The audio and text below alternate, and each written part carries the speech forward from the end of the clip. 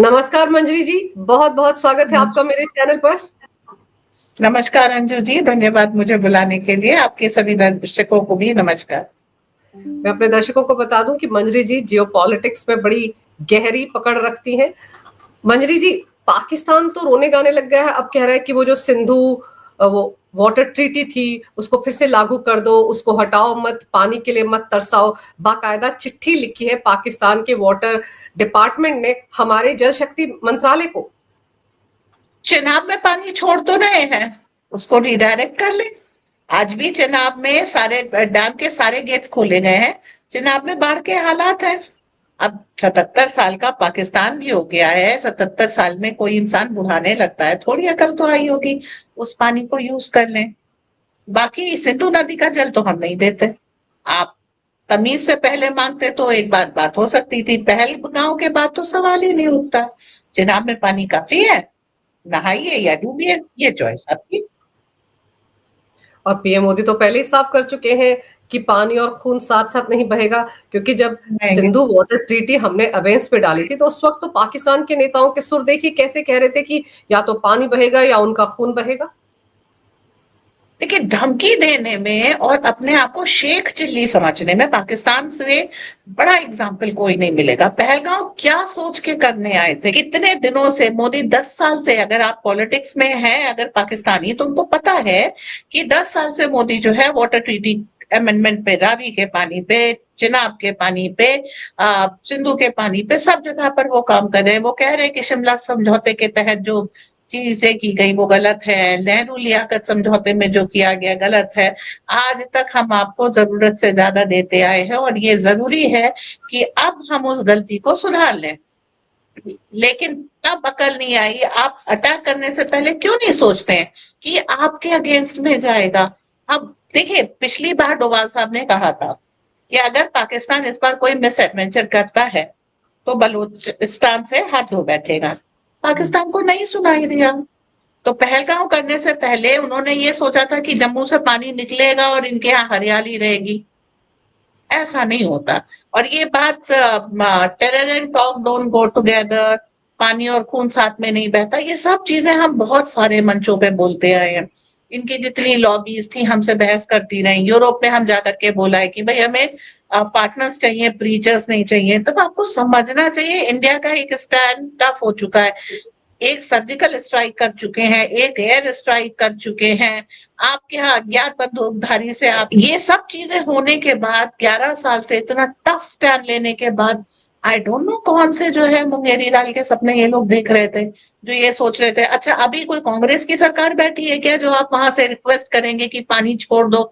छोड़ देंगे, जैसे समझौता ब्लास्ट के जो है उन्होंने वो आतंकी छोड़ दिए थे, अमन की आशा गाएंगे। तो उस टाइम से गॉन। पठानकोट पे जब आपने हमला किया था तो डिप्लोमेसी के तकादे के कारण मोदी जी ने आपको बुलाया।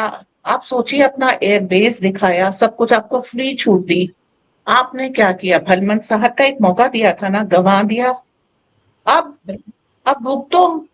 सारे जितने भी, मतलब वो जैसे शिशुपाल को कृष्ण जी ने 100 चांसेस दिए थे, उसके बाद समेत 100 अपराध करने के बाद जब शिशुपाल को मारा है, अब वो शिशुपाल इस पे जो है कोर्ट केस में चला जाए। वही चीज अपना पाकिस्तान कर रहा है कि बिल्कुल। पानी छोड़ दो। पानी तो नहीं छोड़ेंगे, हाँ चेनाब में छोड़ देंगे और पाकिस्तान की तो पानी। हिमाकत भी है ना कि कह रहा था कि यूएन में जाऊंगा, भारत तो इस ट्रीटी को कभी खत्म ही नहीं कर सकता, तो भारत ने खत्म कर दिया। अब कर लो तुमको जो करना है, रोका नहीं, रहे हो। जाओ यूएन में, वहां पे भी फटकार लेके आए। हम्म। ठीक है, उन्होंने कह दिया कि जेईएम का हाथ है, आप साबित कर दिए, नहीं है तो हम आपके साथ हैं। आप देखिए, अभी आईएमएफ ने इनका साथ दे दिया है, ठीक है, इंटरनेशनल मॉनेटरी फंड ने इनको $2.4 बिलियन दे दिए हैं। तो अब मोदी जी क्या करेंगे? वही जो इजराइल ने यूएनआरडब्ल्यूए के साथ किया था। यूएनआरडब्ल्यूए ने सब तरीके से पैलेस्टीन की मदद की थी। यहां तक मदद की थी कि जो पानी के लिए पाइपलाइन डाले थे उसको खोद के निकाला, काटा और उसको से रॉकेट लॉन्चर बना लिए। ये काम था यूएनआरडब्ल्यूए का। जब पैलेस्टाइन को जरूरत पड़ी तो उन्होंने तेल कहां से लिया?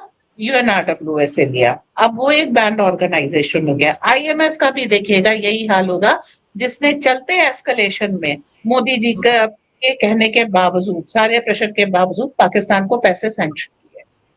तो ये वही हाल होगा। हम ना तो, एक बिल्कुल सही है, आतंकवादियों को नहीं छोड़ेंगे, आतंकवाद जिसने प्लान किया उसको नहीं छोड़ेंगे, और उसको जिसने फंड किया उसको भी नहीं छोड़ेंगे। मंजरी जी, पाकिस्तान का हाल ही देख लीजिए ना, वो जो आतंकवादी हाफिज सईद, उसको तो कुछ लाखों का फंड भी रिलीज कर दिया गया है।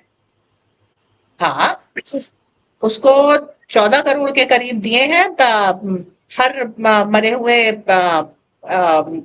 रिश्तेदार के बदले में 1 करोड़ दे दो। ज्यादा दिन चल पाएगा तो यूज कर लेगा, और बाकी हमारे अज्ञात बंदूकधारी उसको ढूंढने में अब लग जाएंगे। देखिए, डोवाल डॉक्ट्रिन बिल्कुल इस बार साफ है, और इंटरनेशनल फोरम्स पे कहा भी जा रहा है कि पाकिस्तान डोवाल जी से डरता है। तो अब उनका डॉक्ट्रिन बिल्कुल साफ है, बातचीत का समय जा चुका है। मोदी जी ने कह दिया ये आतंकवाद के खिलाफ ऑल आउट वॉर है, या तो आप अपने आतंकवादी मुझे दे दीजिए, या फिर हम उनको वहां खत्म कर देंगे। तो आप उसको, अपने आतंकवादी को पैसे दें, उसको अभी छुपाया भी है बहुत सारे आतंकवादियों को पाक सेना ने, और किसी तरीके से फैसिलिटेट करें। It's just a matter of time. आप अपने न्यूक्लियर आर्सेनल बहुत छुपा के रखते हैं, हमको उसके कोऑर्डिनेट मालूम था। हमको ये मालूम था कि ना फटे, इसलिए जहां पर न्यूक्लियर आर्सेनल जिस सुरंग में रखे उसके मुहाने पे हमने प्रिसिजन स्ट्राइक की है।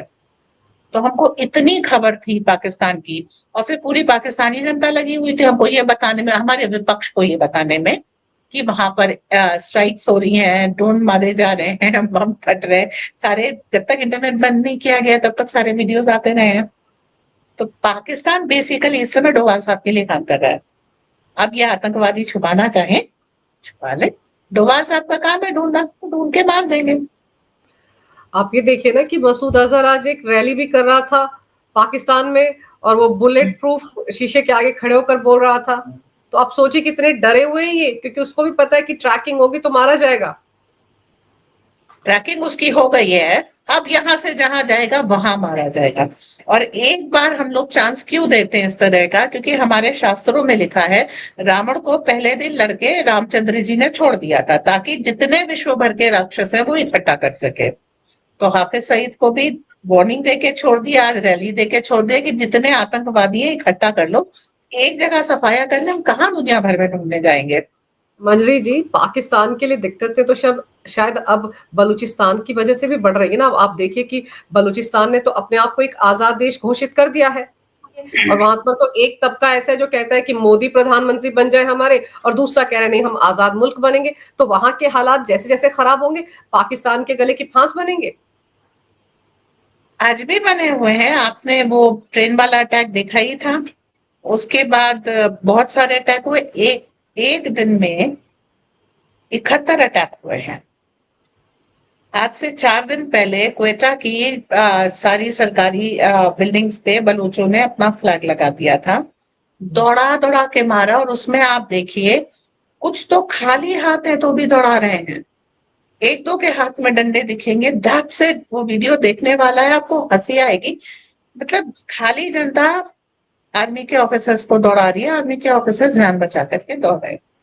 पहले भी जब बलोचों ने वो ट्रेन अटैक किया था, उसके बाद जो उनके गुरिल्ला अटैक्स होते रहे, उस पे पाकिस्तानी आर्मी ने अपने सूबेदार वगैरह को ये हिदायत दी थी, पोस्ट मत छोड़ना, सरेंडर मत करना, हथियार छोड़ के मत आना, हथियार बेच के मत आना, और बहादुरी से लड़ना।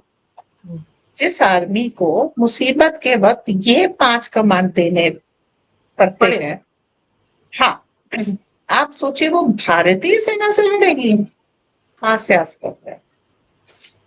बंकर में आसिम मुनीर छुपे थे, 3 दिन में उनके चेहरे का बैंड बच गया था, आंखें सूजी हुई, गर्दन झुकी हुई, पीठ मुड़ी हुई।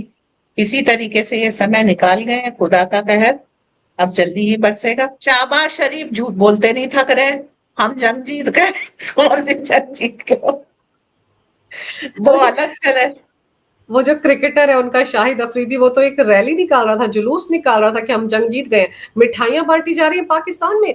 मतलब कहते हैं ना, कुत्ता पालो बिल्ली पालो, लेकिन कम से कम गलत फहमी तो मत पालो। पाकिस्तान ने तो गलत फहमियों पर गलत फहमियां पाली हुई हैं अपने बारे में।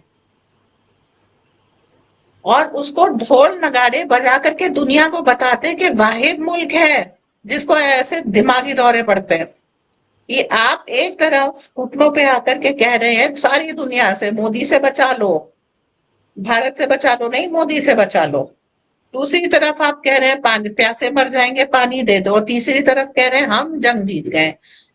हमारे पास कुल 36 राफेल है और 150 तो पाकिस्तान गिरा चुका है। तो हमें ये नहीं समझ में आ रहा बाकी के आए कहां से।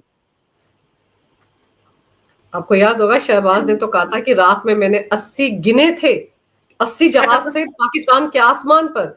आप सोचिए उस वक्त जब अफरा तफरी मची हुई थी तभी जहाज गिनने बैठे हुए थे। ऐसे तो प्रधानमंत्री पाकिस्तान के। आपको लगता है शहबाज का भविष्य कुछ है, या ये जो कुछ पाकिस्तान में इस वक्त हो रहा है उसकी भेंट चढ़ जाएंगे? इनका भविष्य पागल खाने से ज्यादा कुछ नहीं है, भेंट तो इनकी बिल्कुल चढ़ने वाली है। एक चीज बताइए, इस तरह की मेंटालिटी के व्यक्ति को अगर आप देश दे दे, उधर यूनुस को दे दिया, इधर शाहबाज को दे दिया है, ठीक है, मुल्क का सत्यानाश होना तो हो रहा है। जितनी मिस्टेक्स कर सकते हैं आप डिप्लोमेटिकली, इन दो लीडर्स ने की है। सबको मालूम है, मोइजू को ही देख लेते भाई, भारत से महंगा पंगा महंगा पड़ता है, ठीक है, लेकिन उसके बावजूद भी ले रहे हैं। अभी मियां यूनुस वो जो है ताकि फिर से दे रहे हैं कि 7 सिस्टर ले लेंगे, नेपाल भूटान एक करेंगे, चिकन नेट काट देंगे, और चाइना तुम आओ और ये सड़क बनाओ। आई मीन कौन सी क्या खाया क्या पिया क्या किया जिसके कारण जो है इस तरीके के बयान दे रहे हो। बिजली तुम्हारे पास नहीं, वहां पर भी हम फरक्का का जो है पानी अभी अरेंज करने वाले हैं, तो अभी जो है उनकी भी अच्छी तरीके से खातिर जमा होगी। पाकिस्तान से मिल करके हमास स्टाइल में अटैक का वो प्लान कर चुके थे, वो भी, वो बात अलग है, हिम्मत नहीं पड़ी। आप दाएं बाजू देखें बाएं बाजू देखें, बात एक ही है, बिल्कुल बुरे हाल है, खस्ता हाल है दिमागी तौर पे। जी। और उसका सबसे क्लोज दोस्त चाइना, उसको क्या मिला इस पूरे जंग में? वो कह रहा था ना कि पूरी तरह से पाकिस्तान के साथ हूं, लेकिन सबसे ज्यादा उसके चाइनी खिलौनों की धज्जियां उड़ी हैं इस युद्ध में।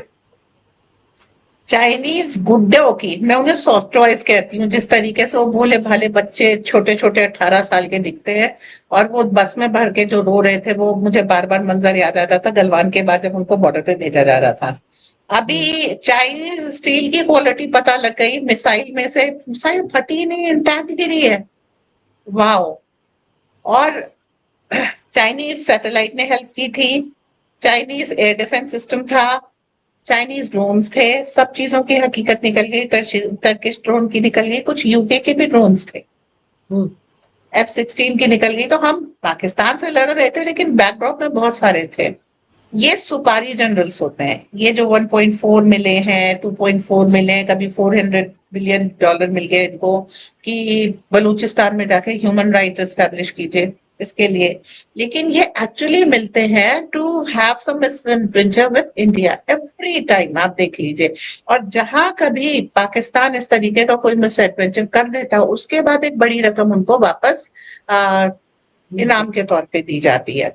तो अब ये $2.4 बिलियन इसीलिए उनको मिल रहे हैं क्योंकि आपने पहलगांव का इंसिडेंस कर लिया और ये एस्केलेशन तक भारत को ले आए। इन लोगों को एक गलत फहमी थी, इन्होंने सोचा था कि भारत ने अभी अपना डिफेंस इंडस्ट्रियल कॉम्प्लेक्स शुरू किया है, तो 70 के दशक के नहीं तो बहुत हो गए 2000 के दशक तक के जो है खिलौने बनाएंगे, हम इधर से ड्रोन फेंकेंगे, वो उधर से ब्रह्मोस फेंकेंगे, और इकोनॉमिकली भारत का बट्टा बैठ जाएगा। एंड देन हम फिर वही शेख चिल्ली के हसीन सपने, दिल्ली में जाके खाना खाएंगे और रात को अयोध्या में बाबरी तामील करेंगे, ये उनका सपना था। हमने निकाल ली एयर डिफेंस गन्स, उससे हमने सारे इनके ड्रोन शूट डाउन कर दिए, और वो मोबाइल भी होती हैं। तो S-400 इन्होंने देख लिया, बाकी सारी चीजें देख ली। तो जो एस्टिमेटेड था, जो उन्होंने देखे ब्राह्मण और बनिया कहाँ लड़ेंगे हमसे, और बाकी हमारे साथ हैं, तो ये हवा निकल गई बेचारों की बस। लेकिन अब जो जैसे कि बायकॉट की बात हो रही है, तुर्की के बायकॉट की बात हो ही रही है। अब तो उनका मेरे ख्याल से मार्बल इंडस्ट्री को भी बहुत बड़ा झटका लगने वाला है तुर्की की। फिर साथ ही साथ अजरबैजान में बहुत सारे हमारे टूरिस्ट जाते हैं। वहाँ की जो इकोनॉमी है वो भी बिल्कुल मालदीव्स की तरह चलती है। भारतीय जाते हैं तो उनको पैसा मिलता है। तो अब तो इनके बायकॉट की भी बातें उठने लगी हैं, हैशटैग चल रहे हैं। लोगों ने, बहुत सारे लोगों ने बुकिंग्स अपनी कैंसिल करा दी हैं। तो दिक्कतें तो उन दोनों के लिए भी बढ़ेंगी जिन्होंने पाकिस्तान का साथ दिया। इसके अलावा जो सबसे बड़ी चीज है, आर्मानिया को हम लैस कर रहे हैं ना अपने हथियारों से, बाइकआउट करके जो आपको ड्रेन कर रहे हैं वो अलग है, हमारा आर्मेनिया को जो लैस कर दे रहे हैं, तो बाकी उत्पाद तो आर्मेनिया मचाएगा। और तुर्की पाकिस्तान का साथ दे रहा है, वो ये भूल गए कि जब पाकिस्तानी लंदन जाने के लिए तुर्की से पास करते हैं, वहां से गुजरते हैं, तो जो लूटपाट और बलात्कार करते हैं वो तुर्की के लोगों के ऊपर करते हैं। एर्दोगन को खलीफा बनने का जो शौक चढ़ा है उसके लिए क्या कहें। अपने नागरिकों को वो भी नहीं देख रहे हैं। अब उनकी सेब की इंडस्ट्री थी, उनकी ये मार्बल इंडस्ट्री, टूरिज्म इंडस्ट्री, जो कुछ भी था वो सब ठप हो रहा है। ठीक है, और उसके बाद जो उत्पाद करेगा वो आर्मेनिया को करना है। हमको तो सिर्फ वो कहते हैं ना, कोक और पॉपकॉर्न लेकर के बैठना है और आराम से तमाशा देखना है। अभी टर्की पिछले सीजन में वो कोशिश कर रहा था ब्रिक्स में शामिल हो जाए। नेटो में ज्यादा भविष्य नहीं है, नेटो टूट रहा है, सबको मालूम है कि यूएस अब जो है जब वो ग्रीनलैंड लेगा तो फिर जो है और नॉर्थ पोल पे धमक देगा। भाई देखिए, कनाडा को वो अपने में एनेक्स करना चाह रहा है। कनाडा यूके का वासल है, ग्रीनलैंड लेना चाह रहा है जो डेनमार्क का वासल है। तो नेटो कहाँ रहा? वो तो यूएस वर्सेस यूके हो गया, तो नेटो तो खत्म हो रहा है। भाई साहब को ये पता लगा, उन्होंने कहा ठीक है मैं ब्रिक्स में आ जाता हूँ। ब्रिक्स में एंट्री कौन देगा? भारत देगा। भारत के खिलाफ आप पाकिस्तान का साथ देना है, क्या होगा? और फिर अब ये सोचे कि नाटो में लेंगे लेंगे, यही लॉलीपॉप तो जेलेंस्की को थमाए फिरे थे। 3.5 साल हो गए उसको युद्ध लड़ते हुए। अभी तक तो किसी ने उसको बोला नहीं कि तू आजा नाटो में, तेरे लिए ग्रीन सिग्नल है। कुछ नहीं हुआ। अगर जेलेंस्की को नेटो में ले लेते तो जेलेंस्की की लायबिलिटीज नेटो को चुकानी पड़ती, जो वो तैयार नहीं थे। और अब जेलेंस्की जो है कंडीशन अनकंडीशनल टॉक के लिए तैयार हो रहे, थैंक्स टू पुतिन। तो ठीक है, अब तुर्की ने, वो कहते हैं ना, shoot yourself in the foot. तो हिंदी में कहते हैं कि तलवार देख के, कुल्हाड़ी देख करके पैर मारा है, तो उसे ढूंढ के खिलाड़ी। जबकि मोदी डिप्लोमेसी ये थी कि जयशंकर पूरी दुनिया में घूम घूम करके कह रहे थे कि जो कोई भी पाकिस्तान का साथ देगा भारत उससे अलग हो जाएगा। मतलब इंडिया और पाकिस्तान में आप एक को चुन सकते हैं। अगर आपने पाकिस्तान को चुन लिया तो भारत आपका कभी साथ नहीं देगा, और अगर आपने भारत को चुना है तो आप पाकिस्तान का साथ नहीं दे सकते। इन्होंने चॉइस ही गलत रखी है, दे सकता हूँ। और इनके ड्रोन्स जो अभी तक कामिकाजे ड्रोन, इनके जो एक सुपीरियर क्वालिटी ड्रोन, वो भी खत्म हो गए। अब जो बिकेंगे ड्रोन वो भारत के बिकेंगे, तो ना ईरान के बिकेंगे, वो भी खत्म हो गए, और ये ना इनके तुर्की के बिकेंगे। सो फोर फ्रंट वॉर लड़ ली है तुर्की ने अपने खिलाफ। कॉन्ग्रेचुलेशंस। लेकिन मंजरी जी, एक चीज और है, जैसे कि भारत ने जो जो नुकसान पहुंचाया पाकिस्तान को, उसकी सैटेलाइट इमेजेस तो सबको मिल गई, कोई भी देख सकता है। लेकिन ऐसा क्या हुआ कि पाकिस्तान को एक भी इमेज नहीं मिली भारत को लेकर? जबकि वो तो कह रहे थे कि S-400 हमने धराशायी कर दिया, हमने राफेल को गिरा दिया, हमने सुखोई को गिरा दिया। तो भाई वो तस्वीरें क्यों नहीं मिल पाई? और क्या अमेरिका इस बात को लेकर सदमे में है कि F-16 का भी कबाड़ा हो गया इसमें? F-16 का असली कबाड़ा अभिनंदन जी ने किया था। उतना कबाड़ा अब हो नहीं सकता, क्योंकि मतलब वो कहते हैं ना कि एक बार इमेज धुली गई है तो क्या बार बार धुलेगी। इसी कारण जब यूक्रेन वॉर हो रही थी तो F-35 अमेरिका ने नहीं उतारा था, क्योंकि वहां पे सुखोई वगैरह है। अब आ जाते हैं, अमेरिका की तो धुल चुकी थी इमेज, इनको कौन देगा? सैटेलाइट। भारत ने क्या कहा? हम स्पेस वॉर के लिए, स्पेस डॉग फाइट के लिए तैयार है। मतलब हमारी सैटेलाइट इतनी केपेबल हैं कि आपकी सैटेलाइट को ढूंढ के डिस्ट्रॉय कर सकती हैं। अब ऐसे में पाकिस्तान जैसे भिखारी देश को कौन सैटेलाइट इमेज देगा, कौन उसको सप्लाई करेगा? चाइना ने कोशिश की, दौड़ा लिया। एक बार में एडवेंचर करने के बाद चाइना नहीं आया, और एलॉन मस्क को आना नहीं था। प्लस हमने अपने नाविक को, अपनी सैटेलाइट को, प्रिसीशन, इन सब चीजों को स्टैब्लिश कर लिया, तो अब गूगल मैप्स के लिए एक अच्छा चैलेंज हमने प्लेस कर लिया है।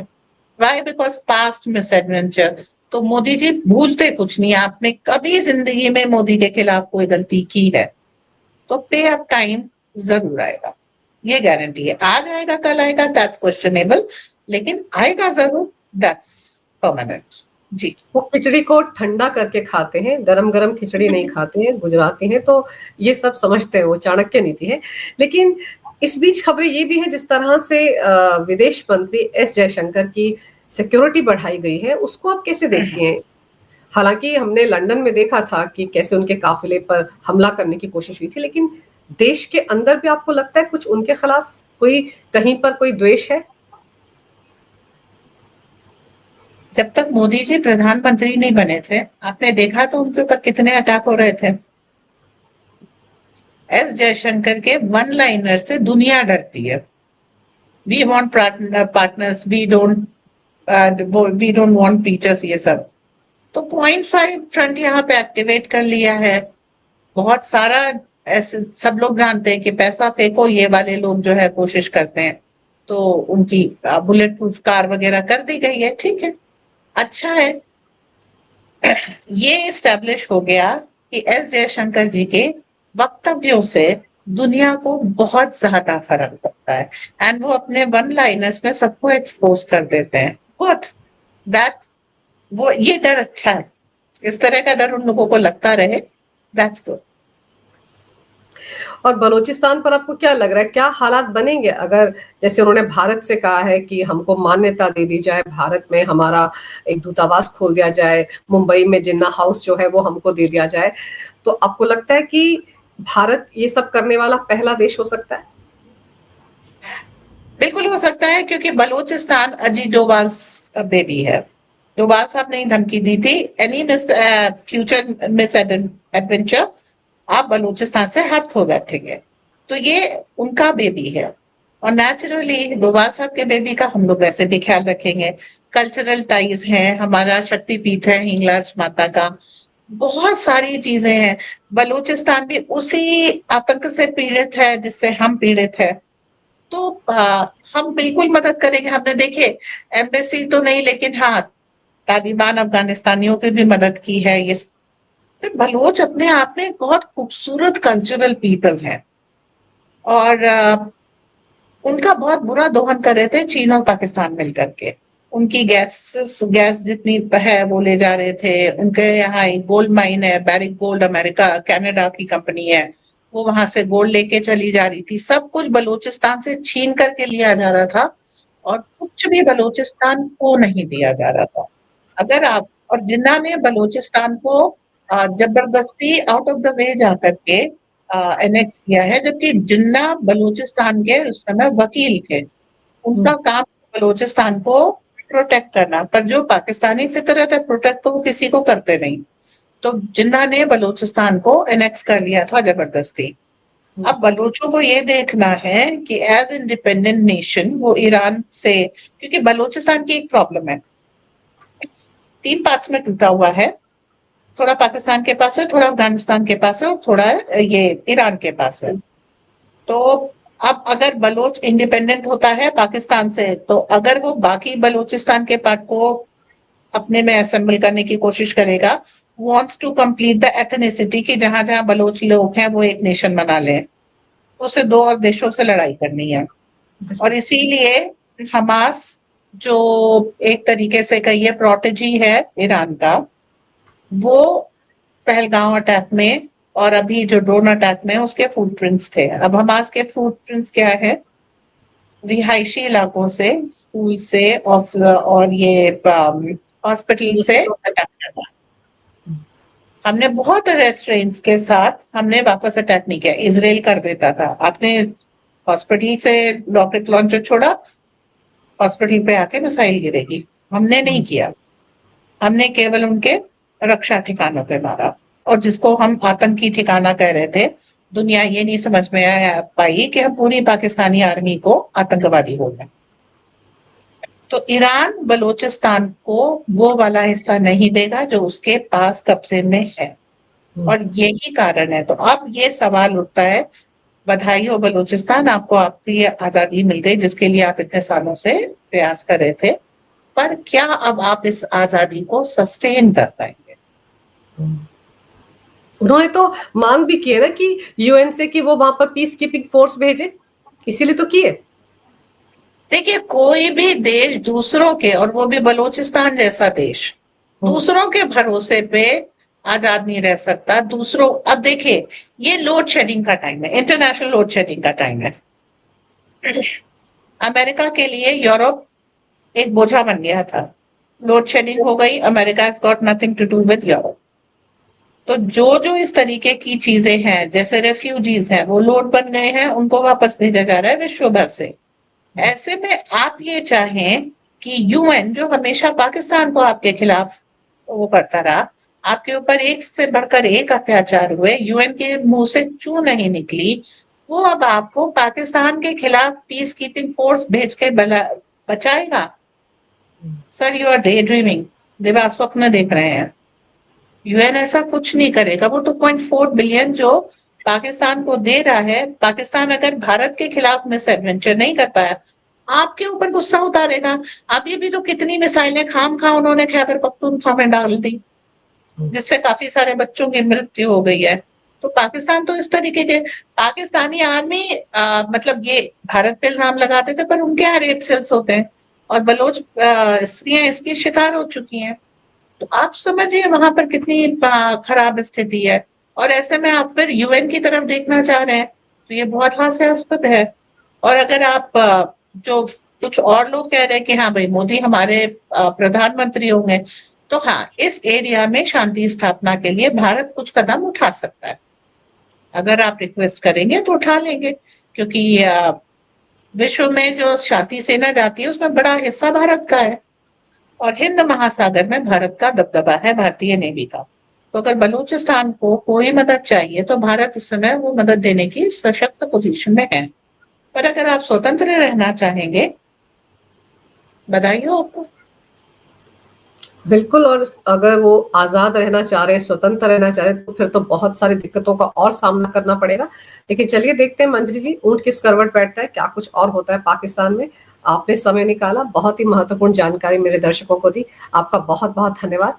नमस्कार, भारत माता की जय हो, वंदे मातरम, जय श्री राम। जय श्री राम, भारत माता की जय।